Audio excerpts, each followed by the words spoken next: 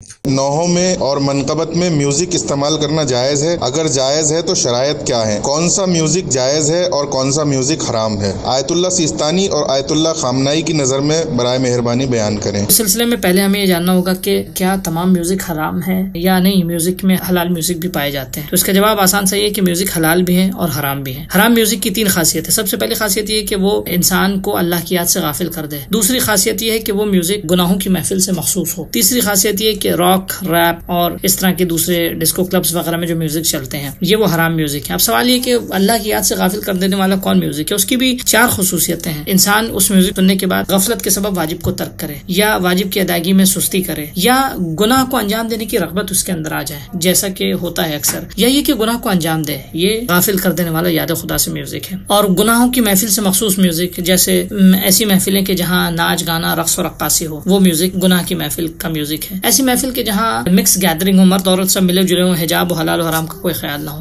یہ بھی ایسی محفلوں میں بجنے والا میوزک بھی حرام ہے۔ ایسی محفلیں جس میں میوزک سن کر انسان کو گناہ کے انجام دینے کی رغبت آنے لگے، یہ بھی حرام میوزک کی کیٹیگری میں آتا ہے۔ اور اس کے بعد تیسرا یہ کہ راک، ریپ اور ڈسکو پاپس وغیرہ کے میوزک جو ہیں یہ سارے حرام میوزک کی کیٹیگری میں آتے ہیں۔ اس طرح کے حرام میوزک چاہے جس چیز میں بھی استعمال ہو، جیسے قرآن کی تلاوت میں، نوحوں میں، قصیدوں میں، جس امام و معصوم کے نام سے استعمال ہوں، وہ حرام ہے، جائز نہیں ہے ان کا استعمال کرنا، ہرگز جائز نہیں ہوگا۔ بسم اللہ کے ساتھ یا قرآن کی آیت یا قصیدے کے ساتھ ان کو مکس کر دینا ان کے حلال ہونے کی دلیل نہیں ہوگا، جیسا کہ بہت سارے مثلا قوالیوں یا بہت سارے جدید قسم کے ترانوں میں ایسا کیا گیا ہے کہ جو کہ صحیح نہیں ہے۔ دوسری بات، حلال میوزک، ان کے علاوہ یہ حرام جو میوزک نہ ہو وہ حلال کہلائے گا، لیکن حلال میوزک کی بھی کچھ خاصیتیں ہیں، جیسے جنگی ترانوں کے میوزک ہیں، معتبر اسلامی ترانوں کے میوزک ہیں، یا مثال کے طور پہ غم و اندوہ کے میوزک ہیں، یہ بھی حلال میوزک کی کیٹیگری میں آتا ہے۔ البتہ غم و اندوہ کی میوزک میں کبھی کبھی غم جو ہے وہ عشق اور عاشقی اور عاشق و معشوق کا غم ہوتا ہے۔ یہ ایسے میوزک جو ہیں کہ جو گناہوں سے کے ہمراہ ہوتے ہیں، وہ میوزک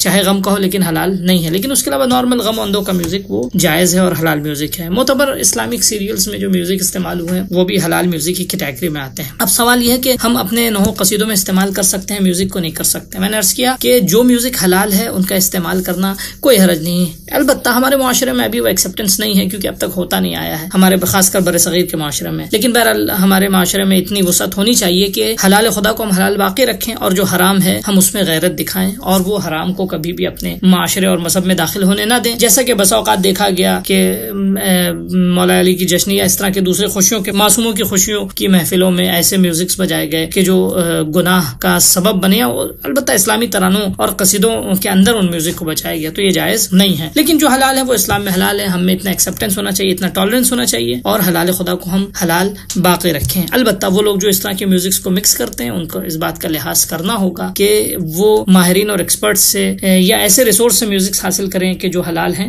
تاکہ وہ گناہ میں خود ملوث نہ ہو اور دوسروں کے بھی گناہوں میں ملوث ہونے کا سبب نہ بنے۔ نوحوں میں کیا صرف غم بیان ہونا چاہیے؟ فضائل پر ماتم کرنا کیسا ہے؟ اور کیا نوحوں میں پیغامات اور اصلاحی باتیں بیان کرنا بھی جائز ہے؟ عزاداری امام حسین علیہ السلام ہماری جان ہے، پہچان ہے، اور دین اسلام کی حفاظت بھی عزاداری سے ہوتی ہے، لہٰذا عزاداری کی صحیح صورت کی حفاظت اور اس کو فروغ دینا بہت ضروری ہے۔ نوحہ عزائے اہل بیت علیہ السلام کا ایک اہم رکن ہے، لہٰذا نوحے کی صحیح صورت کا تحفظ بھی بہت ضروری ہے۔ نوحہ عربی لغت میں گریہ کے معنی میں ہے، تو ظاہر ہے کہ نوحے میں مصائب اہل بیت اطہار علیہ السلام بیان کیے جاتے ہیں جن کو سن کر آنسو جاری ہو جاتے ہیں۔ لیکن سوال یہ ہے کہ کیا نوحے میں مصائب کے علاوہ فضائل اہل بیت علیہ السلام کو بھی نظم کیا جا سکتا ہے یا نہیں؟ تو جواب یہ ہے کہ اگرچہ فضائل اہل بیت کو نوحے میں شامل کرنا یا فضائلی اشعار پر ماتم کرنا شریعت میں حرام نہیں ہے، لیکن ہر چیز حرام و حلال میں خلاصہ نہیں ہوتی، بلکہ معاشرے کے اعتبار سے کچھ باتیں مناسب اور نامناسب بھی ہوتی ہیں۔ نوحے میں ایک حد تک معرفت و فضائل اور کرم اہل بیت اطہار علیہ السلام پر مشتمل اشعار کو نظم کرنے میں کوئی قباحت نہیں ہے، لیکن اتنا خیال رہنا چاہیے کہ ایسا محسوس نہ ہو کہ مکمل طور پر ایک قصیدے کے اوپر جو ہے ماتم کیا جا رہا ہے۔ لہٰذا اگر نوحے میں فضائل کو بھی شامل کرنا ہے تو اس کا طریقہ یہ ہے کہ سلام کی طرح جیسے سلام ہوتا ہے، نوحوں میں بھی معرفت و فضائل اہل بیت پر مشتمل چند اشعار ہوں، لیکن زیادہ تر حصہ مصائب پر مشتمل ہو، اور اس کے مقابلے میں سننے والوں کا جو انداز داد و تحسین ہوتا ہے وہ بھی محفلوں جیسا نہ ہو کہ قصیدے اور نوحے کا فرق ہی ختم ہو جائے۔ اسی طرح نوحہ خواں طرز بھی ایسی اختیار کرے جو نوحے سے تناسب رکھتی ہو۔ اچھا، دوسرا اہم نقطہ نوحے میں پیغامات امام حسین علیہ السلام کی شمولیت کا ہے، جو بے انتہا ضروری ہے۔ اگرچہ کربلا میں ظلم و بربریت کی انتہا کر دی گئی اور خاندان عصمت پر شدید ترین مظالم ڈھائے گئے جس کی مثال نہیں ملتی، لیکن کربلا کا صرف یہی رخ نہیں ہے، صرف مصائب کا رخ نہیں ہے۔ اہل بیت اطہار علیہ السلام کی قربانیوں کا اصل مقصد وہ اعلیٰ الہی پیغامات ہیں جنہیں عالم بشریت تک پہنچانے کے لیے انہوں نے اپنی جان کا نذرانہ پیش کیا، جیسے توحید، ولایت، عدل و انصاف، اتحاد، ظلم کی مخالفت، مظلوموں کی حمایت، استکباری طاقتوں کا مقابلہ، یا ان جیسے دوسرے پیغامات کو دنیا کے سامنے پیش کرنے اور معاشرے کو ان سے آشنا کرنے کا ایک بہترین ذریعہ نوحہ ہے۔ لہٰذا نوحوں میں مصائب کے علاوہ پیغامات امام حسین علیہ السلام اور پیغامات اہل بیت اطہار علیہ السلام کو شامل کرنا بے حد ضروری ہے۔ اگر پورا نوحہ صرف پیغامات اہل بیت بالخصوص پیغام امام حسین علیہ السلام پر مشتمل ہو تب بھی یہ اچھی بات ہے، مطلوب ہے، اس لیے کہ امام نے انہی پیغامات کے لیے تو تمام تر قربانیاں دی ہیں اور مصائب برداشت کیے، لہٰذا یہ پیغامات نوحے کی فضا سے مکمل طور پر سازگار بھی ہیں۔ ابھی ہمارے ہند و پاک میں، بر صغیر میں، نوحہ خوانی کے میدان میں یہ کمی موجود ہے، یہ خلا موجود ہے۔ کچھ شعراء کرام اور نوحہ خوانوں نے اس خلا کو پر کرنے کی اچھی کوششیں کی ہیں، لیکن اگر تمام نوحہ خواں بالخصوص ہند و پاک کے مشہور و معروف نوحہ خواں حضرات یا نوحہ نویس حضرات جو ہے اس چیز کو پابندی سے عمل میں لائیں تو یقیناً معاشرے میں صحیح کربلا شناسی کو فروغ ملے گا، اور یوں ان محترم شعراء اور نوحہ خوانوں کے دوش پر جو ذمہ داریاں عائد ہوتی ہیں وہ بھی ادا ہوتی رہے گی۔ اپنے بیان و عمل سے مولا کے پیغامات کو زندہ رکھنا ہی مولا کی اصل نوکری ہے۔ کیا عورتیں منقبت پڑھ سکتی ہیں؟ شرائط کیا ہیں یہ بھی بیان فرما دیں۔ عورتیں بذات خود منقبت پڑھ سکتی ہیں، شرط یہ ہے کہ کوئی نامحرم ان کی آواز کو نہ سن رہا ہو، اور آج کل جیسے سوشل میڈیا پر یا وائرل کرنا یا یوٹیوب چینلز پر پڑھنا، اس میں احتیاط ضروری ہے، کیونکہ جو مسئلے میں بیان کیا گیا ہے وہ یہی ہے کہ اگر آواز میں باریکی ہو، خوبصورتی ہو اور بناوٹ ہو اور ہیجان انگیزی ہو تو خاتون کے لیے اشعار منقبت پڑھنا جائز نہیں ہے، لیکن اگر یہ سب نہیں ہے تو وہ پڑھ سکتی ہے۔ اسی طریقے سے مرد کے لیے ایسی خواتین کے اشعار کو سننا، منقبت کو سننا یا ان کی مجلس اور آواز کو سننا بھی جائز نہیں ہے کہ جس سے سننے والا شہوت میں پڑ جائے، سیکس میں اس کے ابھر جائیں، دل میں اس کی طرف سے کوئی جھکاؤ اور محبت میل آ جائے، یا خود کو اپنے آپ کو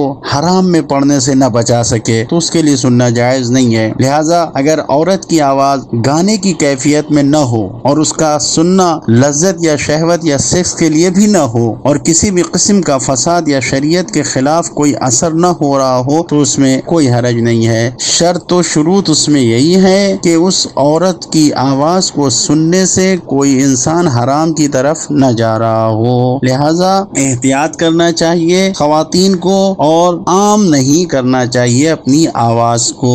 لیکن عورتوں کے لیے خاص کر کے صرف عورتوں کی بزم میں، خواتین کی بزم میں اپنے اشعار کو پڑھ کر سنا سکتی ہیں اور لوگوں تک پہنچا سکتی ہیں۔ غنا کا نوحے اور مرثیوں میں استعمال کرنا کیسا ہے؟ دیکھیے، غنا حرام ہے، چاہے قرآن و نوحہ و مرثیہ میں غنا سے استفادہ کیا جائے یا بیہودہ اشعار میں، گانے وغیرہ میں۔ اور غنا سے مراد ہر وہ طرز، دھن اور آواز ہے جو گناہ اور عیاشی کی محفلوں سے مخصوص ہو یا اس کے مشابہ ہو، کہ اگر فرض کیجیے کوئی نوحہ پڑھ رہا ہے مگر نوحے کے طرز کسی گانے کے طرز پر ہے، کہ جیسے کسی نے نوحہ سنا فوراً اس کا ذہن اس گانے کی طرف یہ جو ہے متوجہ ہو گیا، یہ اس سے جو ہے مشابہت رکھتی ہے۔ تو اگر کوئی ایسی طرز ہے، کوئی ایسی دھن ہے، کوئی ایسا انداز ہے جو گناہوں کی محفلوں سے، عیاشیوں کی محفلوں سے مخصوص ہے، تو آیت اللہ سیستانی اور آیت اللہ خامنئی حفظہم اللہ دونوں کے فتووں کے مطابق یہ جائز نہیں ہے، اس کا شمار غنا میں ہوگا اور غنا حرام ہے۔